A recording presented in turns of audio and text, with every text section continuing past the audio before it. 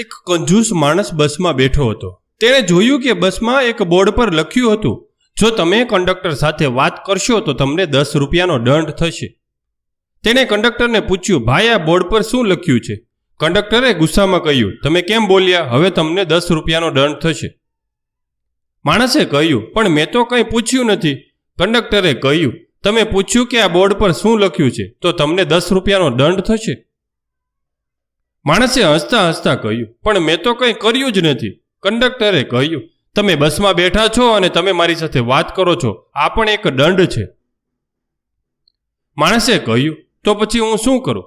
કંડક્ટરે કહ્યું, તમારે હવે 10 રૂપિયા આપવા જ પડશે. માણસે હસતા હસતા કહ્યું, હું તો બસમાં બેઠો છું અને હું મારા ઘરે જઈ રહ્યો છું, અને જો હું મારા ઘરે જઈશ તો મને જ ઘરે જવાનું વળતર મળશે. કંડક્ટરને આશ્ચર્ય થયું અને તેણે પૂછ્યું, તમે બસમાં બેઠા છો તો તમને વળતર કેમ મળશે? માણસે કહ્યું, કેમ કે જો હું બસમાં બેસીશ તો મને મહેનત નહીં કરવી પડે, અને જો મને મહેનત નહીં કરવી પડે તો હું આરામ કરીશ. આનાથી સારું વળતર શું હોય?